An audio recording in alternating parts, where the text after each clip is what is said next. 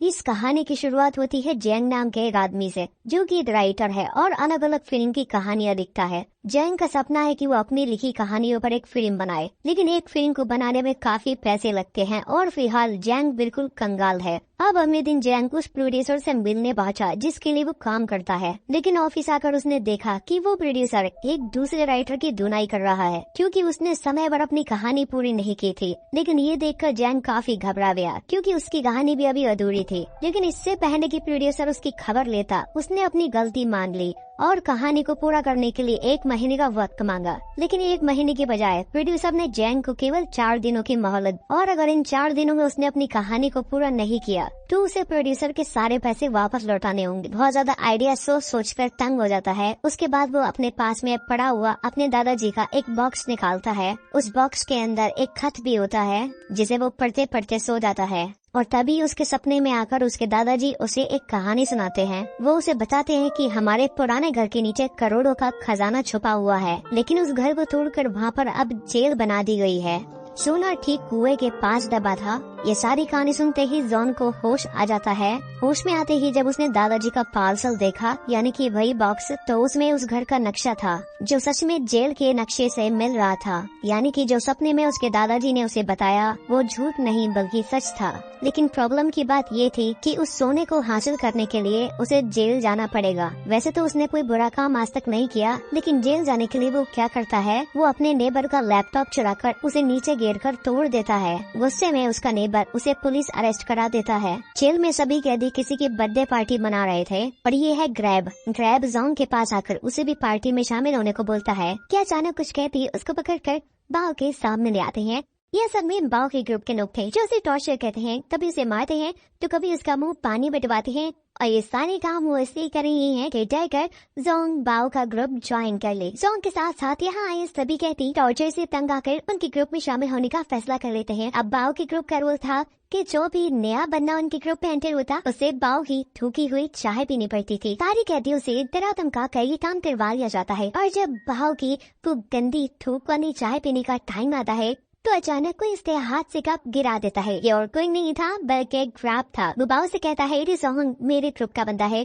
क्योंकि वो मेरे रूम में रहता है इस लिहाज से तो उसके ऊपर कोई जबरदस्ती नहीं कर सकते। ग्रैब और ग्रैब के लोग जोंग को अब यहाँ से लेकर चले जाते हैं, और जोंग के उसके हाथ से निकल जाने की वजह से बाव को यहाँ आ जाता है गुस्सा, जिसका बदला वो अगले दिन उसके खाने में कॉकरोच मिला कर लेता है और जबरदस्ती उसे वो खाना खाने पर मजबूर करता है। जो सारा तमाशा क्रैब देख चुका था और इसीलिए इन दोनों ग्रुप्स में लड़ाई शुरू हो जाती है। फिर ये लड़ाई तो खत्म हो ही गई। अगले दिन हमने देखा कि जोंग को जेल की साफ सफाई का काम मिला है। उसने मौके का फायदा उठाया और काम करते हुए उस पुराने कुएं की तलाश में लग गया जिसके आसपास सोना दफन था। उसकी ड्यूटी भी खत्म होने वाली थी। सफाई करते करते वो लाइब्रेरी में पहुंचा, जहां वो भी कुएं का पता चलाने की कोशिश में ही था कि अचानक पीछे से बाव और बाव के लोग आ जाते हैं जो उसे पकड़कर मारना शुरू कर चुके थे। मार कर वो उसका बुरा हाल कर देते हैं। पर अगले सीन में दिखाया जाता है कि क्रैब यानी जोंग का दोस्त जोंग के लिए काफी परेशान है, क्योंकि वो ड्यूटी खत्म होने के बाद भी अपने सेल में वापस नहीं आया। उसे यकीन था कि सबके पीछे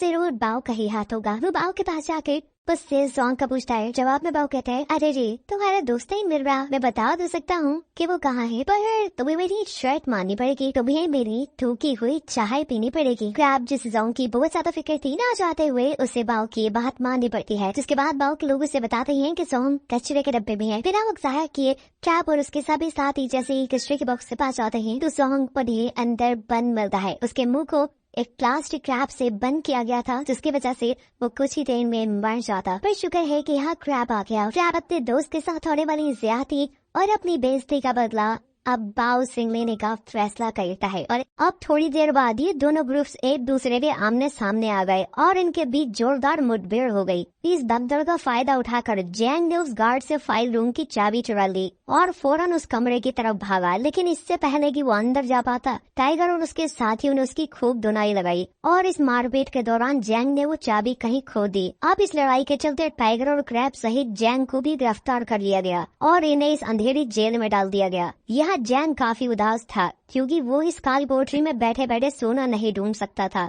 अब गुस्से में आकर उसने क्रैब से कहा कि तुम्हें अब मेरी हिफाजत करने की कोई जरूरत नहीं है, क्योंकि जब से तुम मेरी जिंदगी में आए हो मेरी जिंदगी आसान होने के बजाय और भी ज्यादा मुश्किल होती जा रही है। इसलिए मैं तुमसे रिक्वेस्ट करता हूँ कि तुम मुझे मेरे हाल पर छोड़ दो और मुझे इन फालतू के झगड़ों से दूर रखो। अब इनकी बातों को सुनकर क्रैब को काफी बुरा लगा, क्योंकि वो बस जैंग की हिफाजत करना चाहता था। थोड़ी देर बाद उसने जैंग से माफी मांगी और उसे बताया कि उसकी जिंदगी में दोस्तों से बढ़कर और कुछ नहीं है। इसलिए उसने जब जैंग की ये हालत देखी तो वो खुद को रोक नहीं पाया और टाइगर से पंगा ले लिया। इसके बाद उसने जैंग को अपनी कहानी सुनाई और उसे बताया कि आज से कई साल पहले उसका जैंग नाम का एक दोस्त था जिसने उसे गुंडों से बचाने के लिए खुद की जान कुर्बान कर दी थी, और उस दिन क्रैब ने कसम खाई कि वो मरते दम तक अपने दोस्तों की रक्षा करेगा। अब ये सुनकर जैंग को एहसास हुआ कि गुस्से में आकर उसने क्रैब को कितना कुछ कह दिया। इसके बाद उसने क्रैब से माफी मांगी और बताया कि वो इस जेल से क्यों आया है। उसने क्रैब को बता दिया कि वो जेल में अपने पूर्वजों का सोना लेने आया है। इस पर क्रैब ने उससे कहा कि मैं वो सोना ढूंढने में तुम्हारी मदद करूंगा,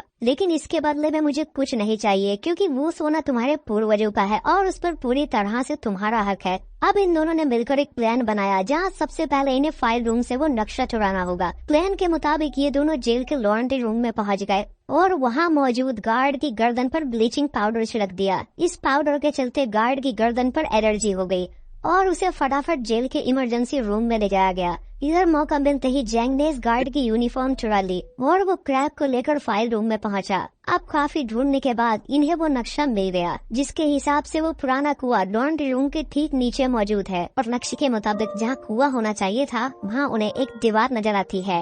उन्हें यकीन था कि इस दीवार को तोड़ने पर उन्हें पीछे कुआं जरूर मिल जाएगा। वो इस दीवार को तोड़ देते हैं और उसके पीछे उन्हें एक अजीब सा खौफनाक सा नजारा दिखाई देता है। ये लोग बड़ी सी लाइट लेकर उसके अंदर घुस जाते हैं, लेकिन यहाँ पर उन्हें कोई कुआं और कोई सोना नहीं मिलता है।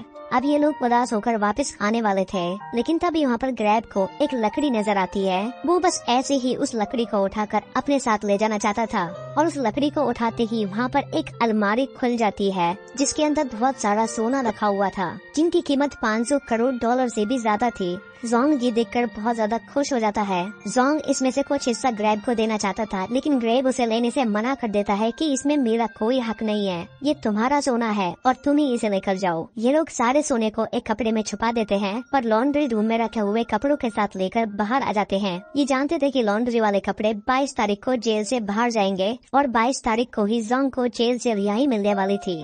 इनका प्लान ऑलमोस्ट सही चल रहा था और जोंग इस चीज को लेकर बहुत खुश था। वो ग्रैब को बताता है कि वो अपना सारा कर्जा उतार कर एक फिल्म प्रोड्यूसर बन सकता है। ग्रैब का इतना साफ दिल देखकर उसे वादा किया कि जब वो जेल से बाहर आएगा तो वो दोनों मिलकर एक रेस्टोरेंट खोलेंगे जो कि सिर्फ तुम्हारा होगा। सब कुछ प्लान के अकॉर्डिंग चल रहा था, पर बाओ जो कि इन्हें इतनी आसानी से जाने नहीं दे सकता था, वो फिजूल में ही इनसे लड़ाई कर लेता है। लड़ाई के दौरान जोंग का छुपाया हुआ सोना बाओ के सामने आ जाता है। उनकी लड़ाई की आवाज सुनकर गार्ड्स भी वहाँ पर आ जाते हैं। हालांकि उनके आने से पहले वो लोग सोने को वापस छुपा देते हैं। बाओ यहाँ सिक्योरिटी गार्ड से झूठ बोल देता है कि उसका पैर फिसल गया था, हम लड़ाई नहीं कर रहे थे। जोंग भी उसकी हाँ में हाँ मिला देता है। जोंग अपने दुश्मन की बात मान रहा था। ये देखकर ग्रैब को काफी बुरा फील होता है।